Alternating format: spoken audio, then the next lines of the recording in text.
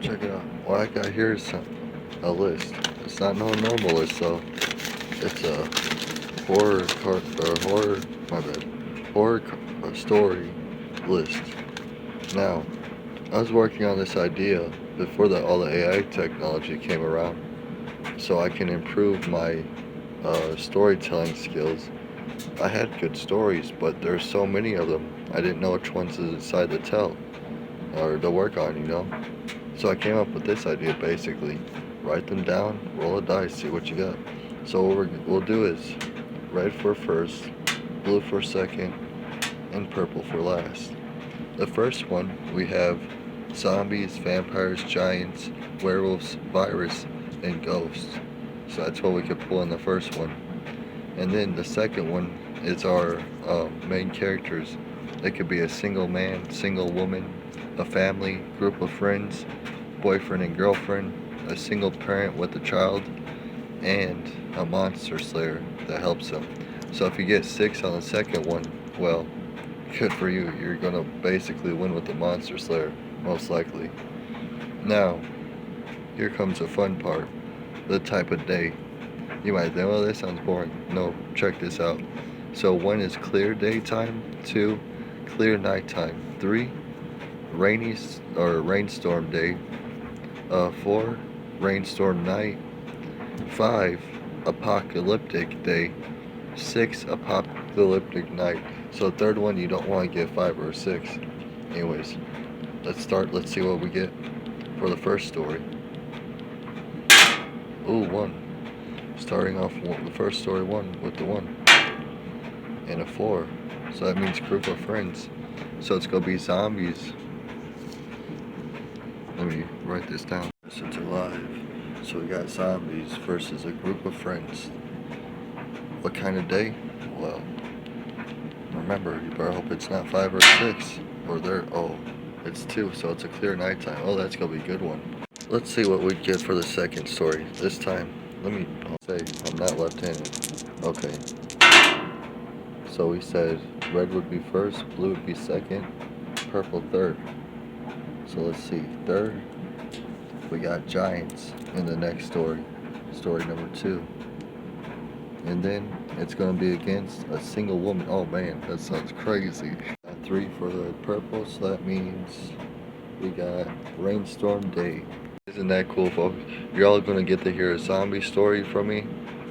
Oh, and by the way, up here I have places with the kind of place. So it'll be a zombie story at the dog pound with a group of friends at a clear nighttime. And the second story is going to be a giants in the trenches of war with most likely a female medic, but nowadays, women can do it too. So yeah, woman soldier in the trenches facing off with giants during a rainstorm during the daytime. Now it's time to figure out what our third and final story is going to be. Are you alright? Now if it's one that's already picked, we're going to have to re-roll. Although I doubt that's going to happen. That's so crazy how that worked out. It actually didn't. I was being a little bit cocky there. I was like, maybe it is going to happen. I'm going to have to re-roll. But nope. So the third story, it's going to be a ghost in a cult town with a family. Oh man, it sounds like some paranormal activity stuff. And oh wait, I do have to re-roll. I was wrong. Okay, let's give this re-roll. Oh, 6. You all seen? That's how you rolled the dice in the old board games. Honestly, if you get a re-roll. So 6, apocalyptic night. Man, that's gonna be a crazy one. That's gonna be that's good. That's gonna be the most intense one. So yeah, there we go. It's like a cool idea. See, you put the type of monster in the place where you'd have to face the monster at. In the first 6 ones, make sure they're different, of course. Then in the next 6 ones, you put the type of characters.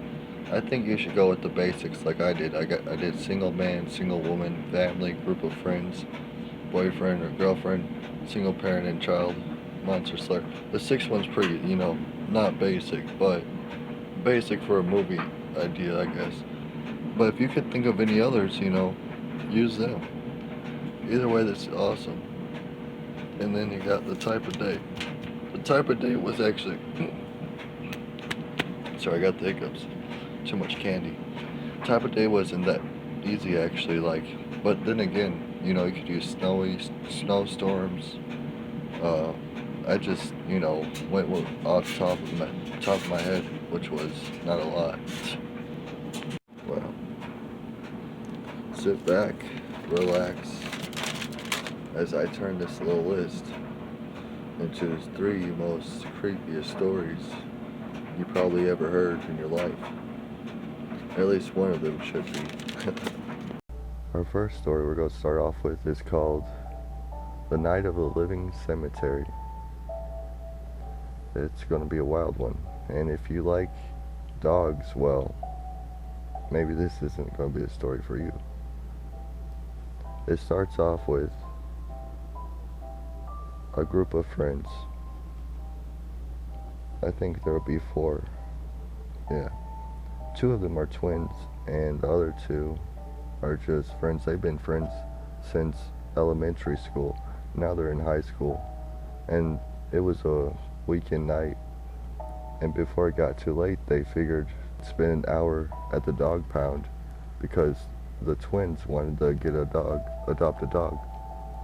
Well, when they went that night, everything went normal. They got to see a bunch of dogs, happy dogs. And then all the dogs started acting a bit abnormal. They started sniffing around, acting more skittish, scared. They weren't the same as when they first got there, that's for sure. And there was probably 10 minutes left before closing time. The twins still couldn't decide on which dog to get. So they all decided, well, we'll come back tomorrow, the next day, and we'll come earlier. That way they could have more time to try to decide. As they were leaving, that's when one of the friends, not one of the twins, but one of the friends we'll call Fred, he heard off in the distance a growl, a gurgling growl almost. He was worried. Right away his mind went to, oh no, this is rabies. He really didn't like to be outside that much. He was a nature person. He was more indoors person. In fact, it was hard to get him to even go with them to the dog park. As he's looking off scared into these bushes where he heard the growl from, the twins realized that and stopped, and the 4th person didn't really realize that they stopped, still walking to the car. And then as the 3 of them are intensely listening to the bush, waiting for something to emerge from it, whatever made that growl, obviously. Maybe it's a dog that got loose that's hurt. That's what they were thinking. So they wanted to make sure it wasn't. Well, as they waited, that's when they heard their 4th friend, Sheila. Sheila started to scream when she was walking to her car. A zombie dog came out from under the car and just started biting her at the legs and stomach. It was just tearing her apart. When the rest of the 3 heard her scream and turned around to look, it was already basically too late to even go to try to help her. They had no weapons on them. And this dog was just huge, just tearing their friend apart. And it was obvious even if they pulled her away, she wouldn't make it that long. Well, what they didn't expect was once their friend was dying and dead, their friend came back to life, gargling up blood. Then the dog stopped eating her, and that's when the dog and her both looked at the 3 friends. They realized this is not good. They knew what zombies were, and they realized that's exactly what this was, a zombie attack. So the rest of the 3 friends went running back into the dog pound as quick as they can, barging in, and now all the dogs are barking.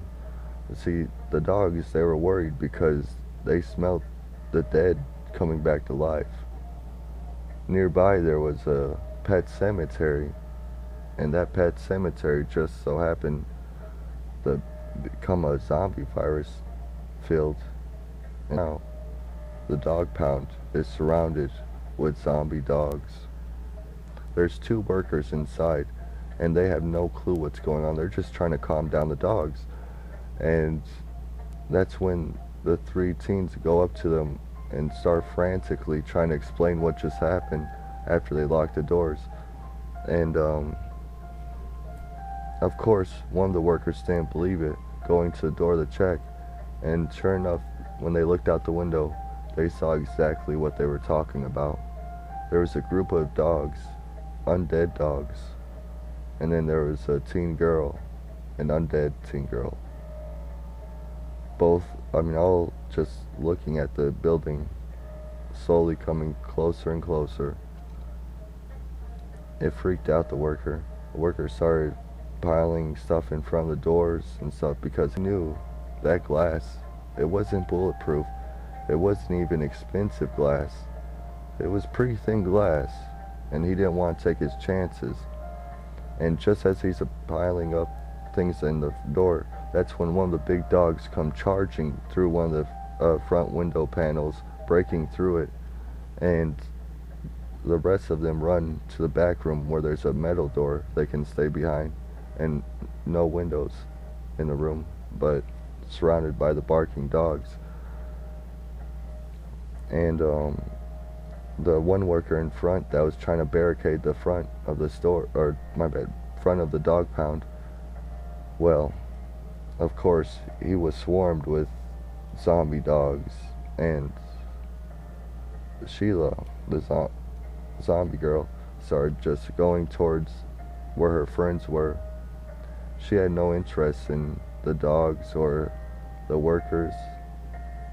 Of course, she was a zombie and didn't really have much of a thought at all.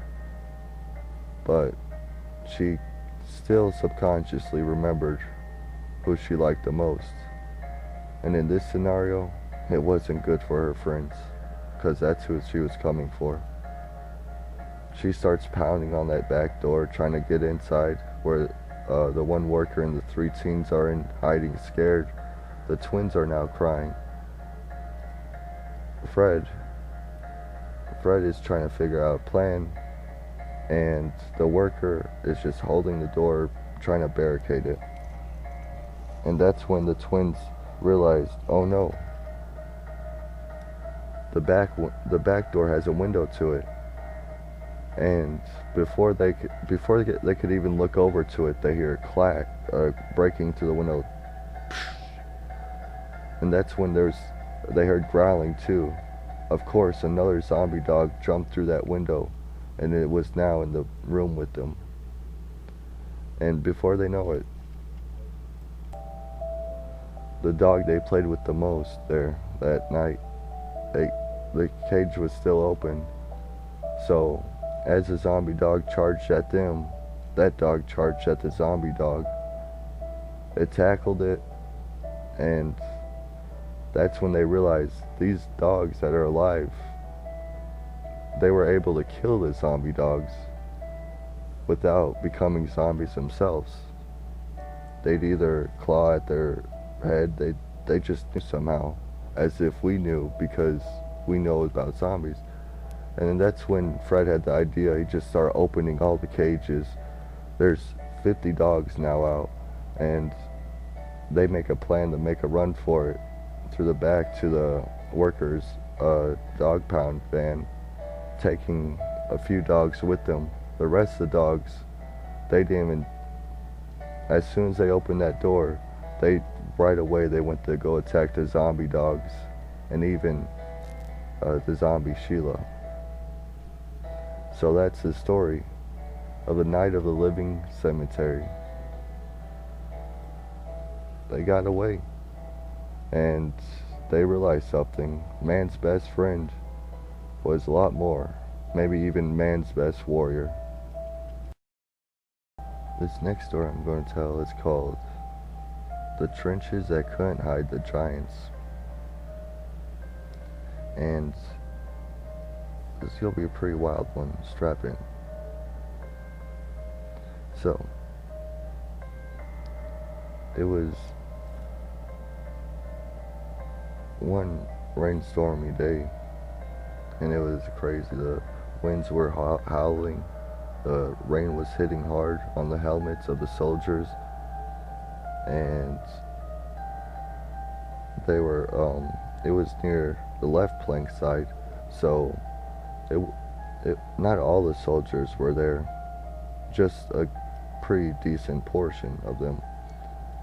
Let's say around 14 soldiers from one side and probably 20 soldiers from the other side. As you can imagine, that's how many people are on the battlefield. But within a couple hours, this one woman soldier, as she was just fighting off the enemies, getting kills left and right, staying safe, keeping her platoon safe, what she thought, because she was trying to do a even farther left flank, or a right flank on the left flank, I guess you could call it. And so she was doing a little special ops mission, trying to clear out the enemies alone, though, so she could do it silently and sneakily. Well, as she was doing this, and there was like probably 5 enemy soldiers left for them to get, and they had a pretty decent amount of their own soldiers. Of course they lost 3 in this fight, but still, they still had 13 soldiers left on their side.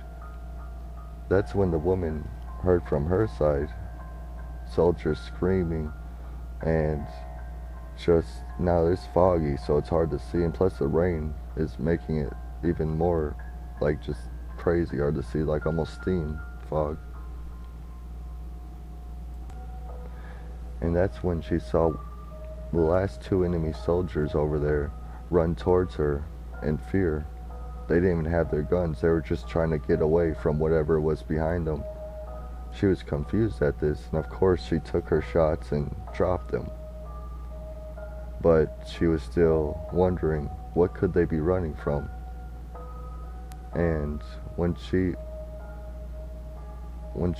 listened, she could hear these footsteps, giant footsteps in the mud, just sucking up the mud,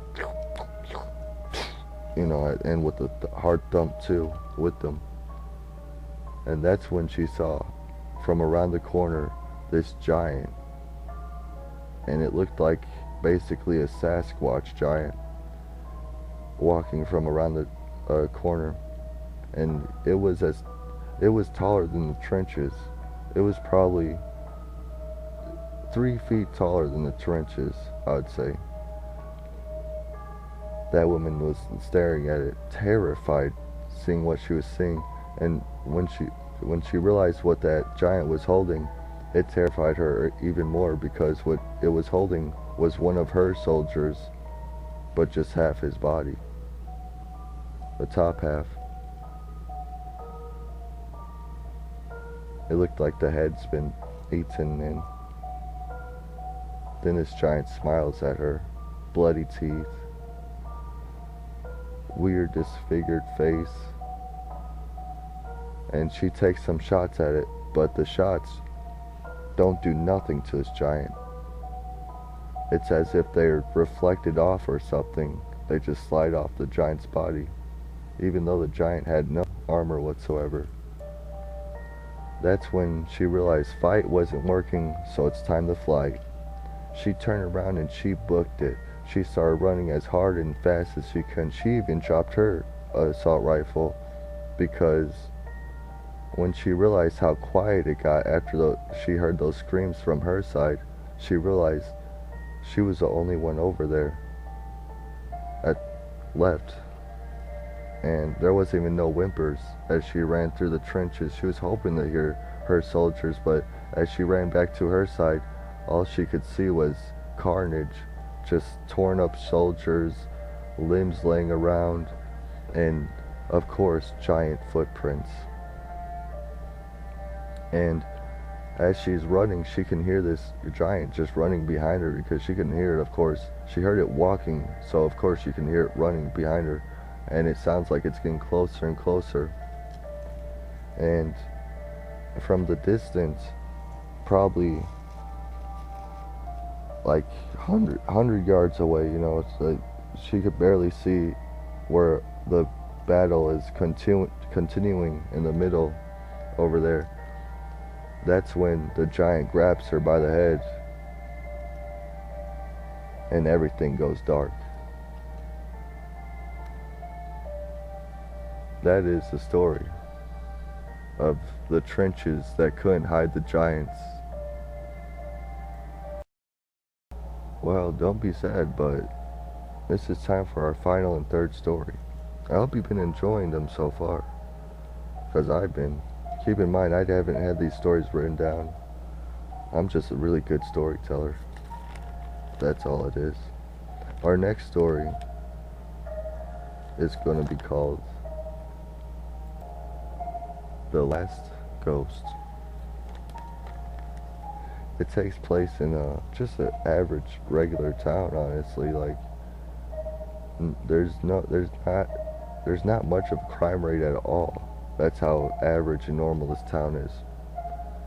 It's eerily quiet most of the time, and it just gives you that peaceful feeling of, being able to relax and let your guard down whenever you're in it. Now that's if you're from it.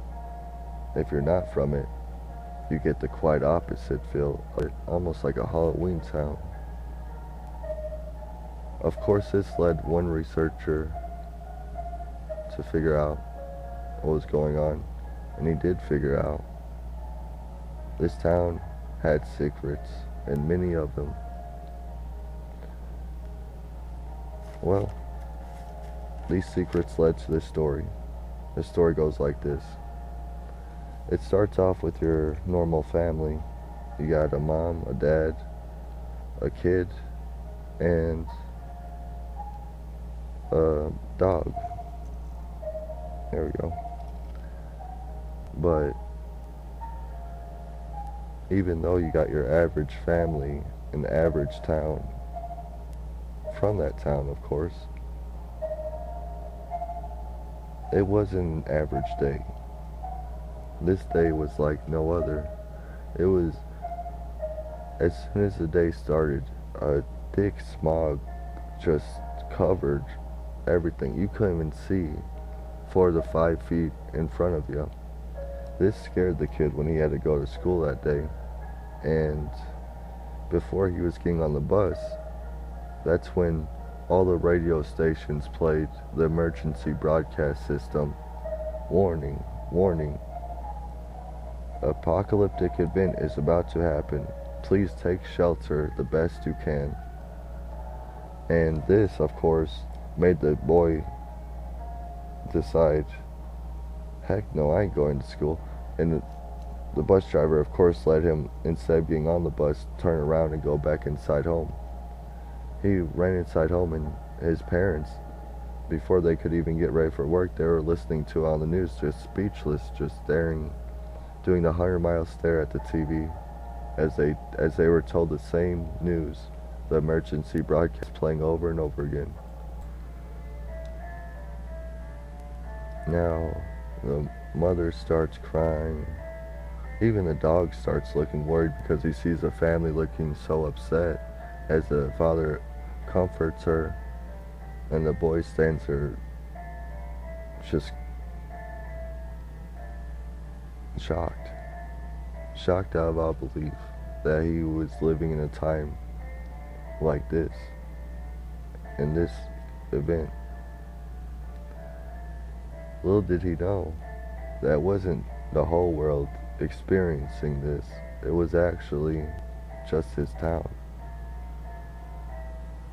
Now the TV continued to play, and it said, if anyone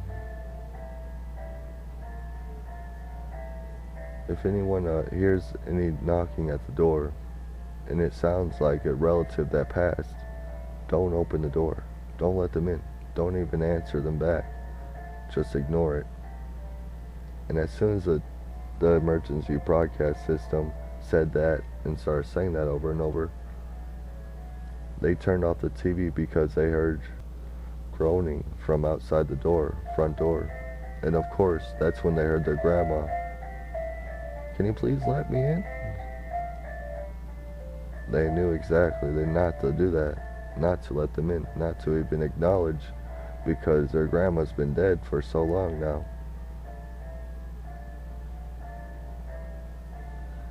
Of course, the boy felt conflicted, and he tried to convince his parents, oh, we should let her in. Maybe she gets to come back or something like that. And the parents overruled the boy, making sure he did not open the door at all. They sent him to his room. But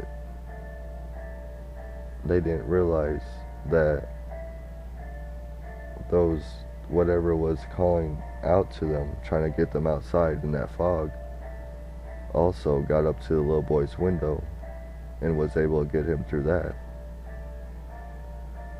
So a couple hours later, after they realized, they sent the boy to his room and they didn't hear from him, and they went up there with the dog and they realized the window was open, the boy was gone. They slammed that window, or first they started shouting out his name, Billy, Billy, out the window. Of course, no reply, and it was getting cold. It was weird because the sun started to show through the smog, or the fog, but it was very, very cold. Now the parents are mad. The dog's even more worried, than hearing these noises from the doors, windows, not knowing what's going on at all. And another 5 hours pass. Nothing new changes. It stays the same way. And now it starts to get midday. And they realize that this might be their new life. And sure enough, throughout that whole day, it stayed the same way as when they woke up, as it started. They just ate. They couldn't watch no TV. There was no service. There was no cable. There's nothing. There was no internet too. The internet was all cut off.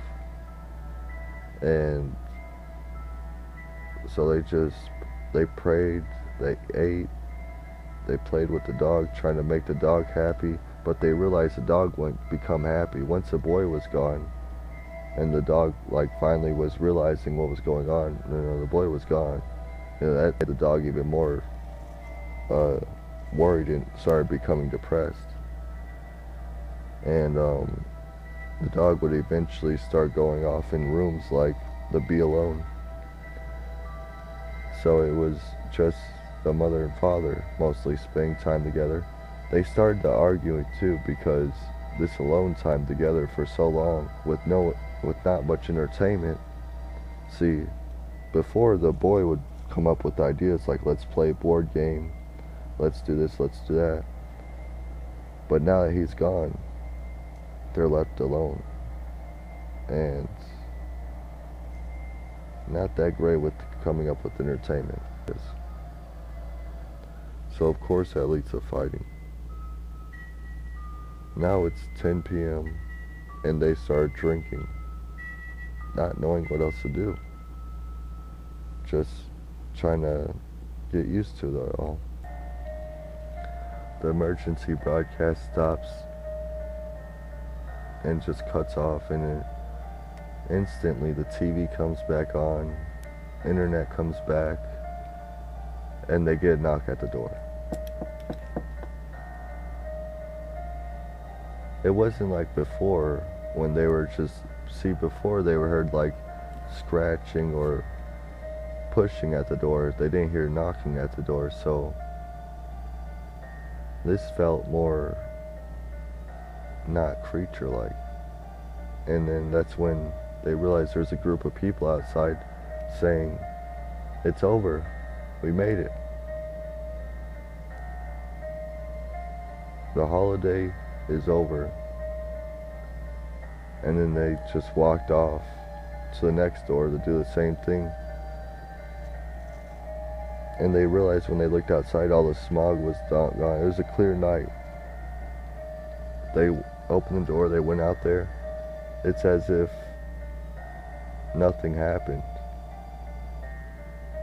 And when they watched this group of people, most of them were wearing these black trench coats, going door to door. Some people would actually come out, join the group, and continue with them, just following along, as if they knew what just happened. Of course, the parents were enraged. They wanted answers. So they were going to go up to the group, but before they could, they realized the people in the back of the group were looking at them, staring them down as if to say, if you make a move, we'll make a move. And there's more of us than there are of you. Which, of course, stopped the parents in their tracks. They looked at that group and they saw the people in the black trench coats were the firemen, cops, mayors, librarians, teachers, the people that are very important to the town. You realize if you are going to get help, the parents realize if they are going to get help, they gotta find help elsewhere. Because whatever happened, it was on them. Well, that's the story of the last ghost. And there you all have it. I hope you enjoyed this scary stories telling I made. Basically, yeah, we just sat around the campfire, told you some scary stories. Hope you enjoyed them. Thanks for watching. Thanks for staying awesome. Have a spooky October.